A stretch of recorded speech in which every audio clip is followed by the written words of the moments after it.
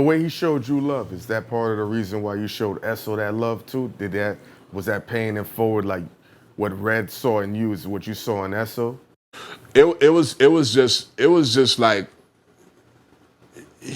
of course he had something going because he had big draws. He had big draws, and they was writing. They was about to get their deal. You know what I'm saying?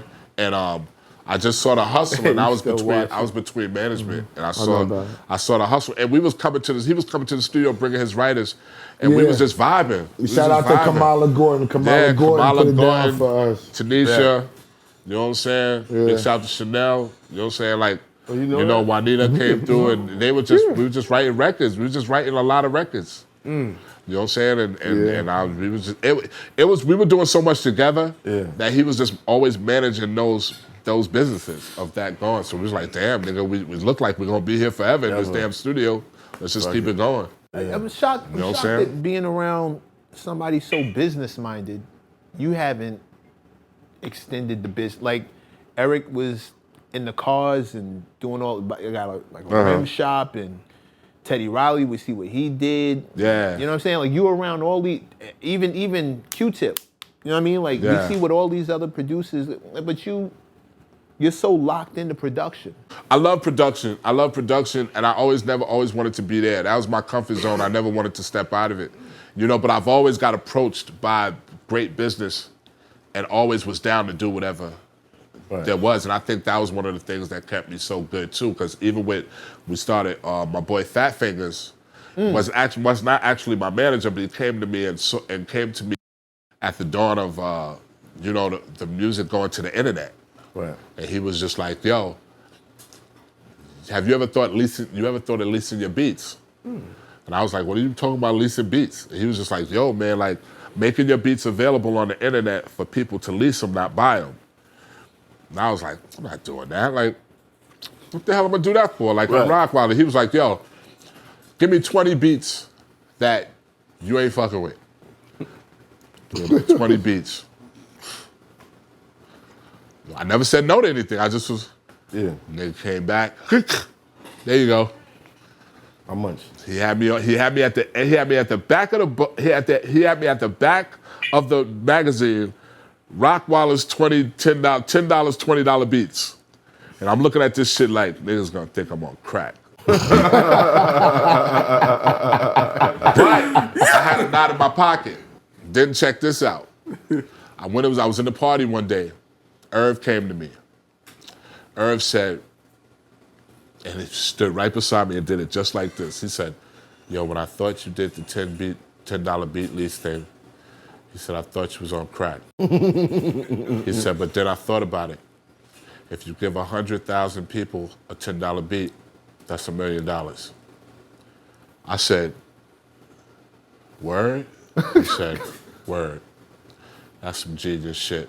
He said, it's really too early. He said, but it's some genius shit. Yeah. So from there, we did rockbattle.com. Now, rockbattle.com was a site where a lot of the producers that are hot right now came from that site. Such as?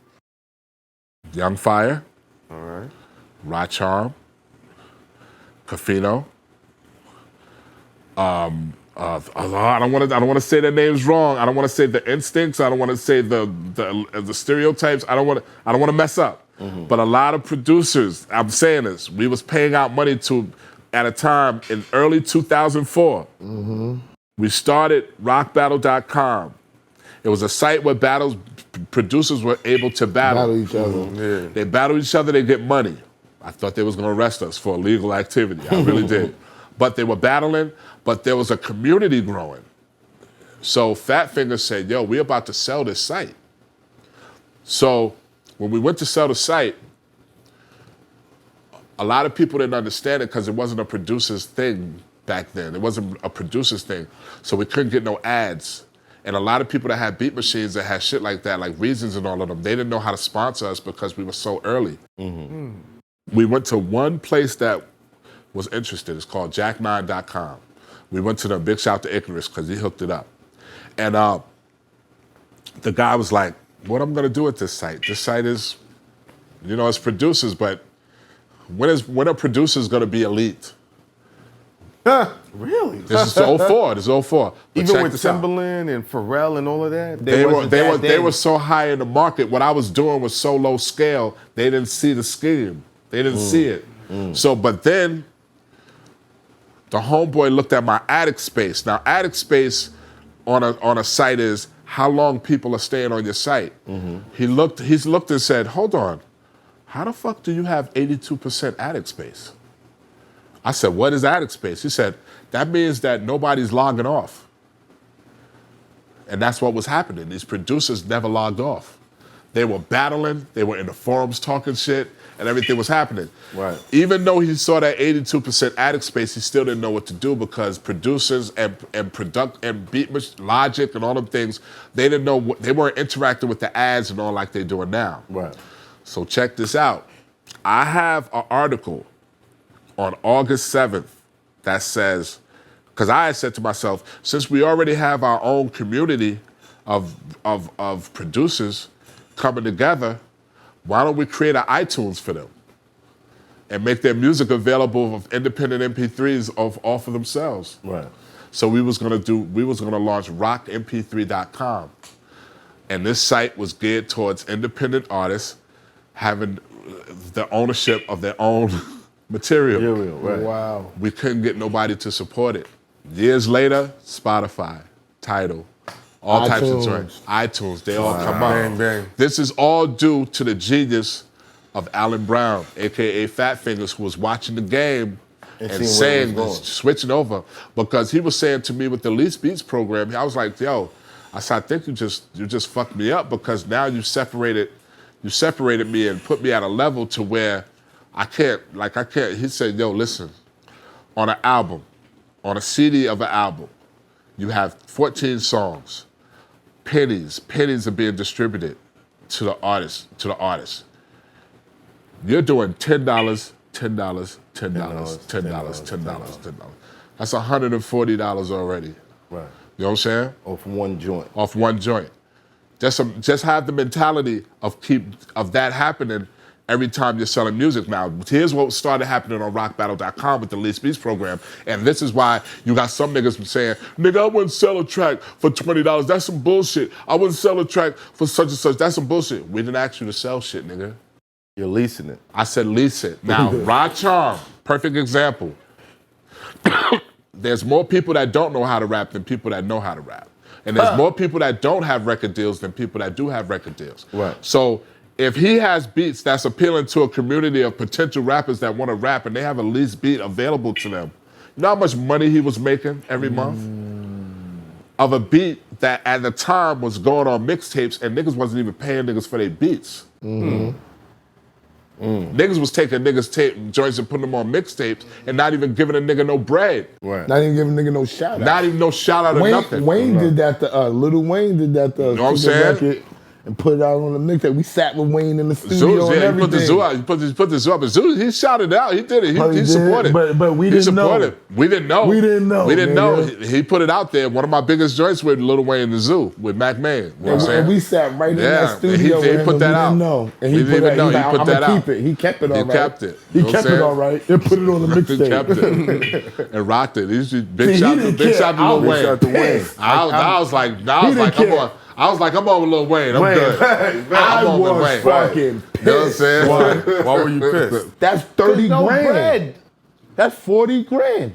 What are you talking about? That's 6 He was to always 8,000 on the for me. bread. He was always on the bread. I was always on the, I was pissed. I was like, how Brad can was we, always on the I'm bread. suing this nigga. I'd be like, chill. Not Lil Wayne. Not See? Lil Wayne. Not Y'all Wayne. bugging. Not Wayne. Y'all I was are so bugging. happy. I'm with Yo, us, when that I'm- nigga I'm- said I'm with rock us. while on the beat, I was like, That's what he was. I was like 3-pointer. You know what I'm saying? Good. I was pissed to the highest point. See, of That's my how you life. led to a lot, though. you part of the reason why Esso's disposition is the way it is, why Yeah. he can't stand creatives the way he Yeah. can't But stand. you know he took part what? of But the listen, reason. that's been that he was always business. He was always the business. I'm pretty sure she was on the other foot and that was happening. Bird would have been like, oh, whole. You know what I'm saying? Like, you know, that was business, so I respected him on the business. It was Making a all business. that money. But me, I was such a fan of the situation. That's why I never came out of the production thing with me. You know what I'm saying? I was always like, I just like the fact of the brotherhood. But and to go back to to the thing, people like Rod Charm, Cafino, all these different other type of producers, they had a certain amount of beats that was making like 10 grand a month. Yeah. You had niggas that was paying car notes, paying college tuitions with leased beats. Nah, everybody's doing it. So now everybody's doing it, but you still got a society saying, yo, would you have sold your beat for $40? Nah, I would have sold my beat for $40. I'm like, nigga, don't create a CNN on that, because I never said that. I created a middle class ground for you to have your beats churning. They were just churning. So all this beat leasing that these producers do nowadays, sending out emails with like 20 beats saying you can lease it for like blah, blah, blah, that came from you? It was us doing it, SoundClick was doing it, and we were running neck and neck. It was me, it was rockbattle.com, and it was SoundClick. We were the more gangster of it because we had the battles. Right. You know what I'm saying? But we also had producers who was getting their weight up from battling, nice producers that was on there. I heard Nappy Boys had came for Young Fire on my joint, and Young Fire started doing mad shit. And so people started coming on my joint and really like pulling their producers, their prime producers from there.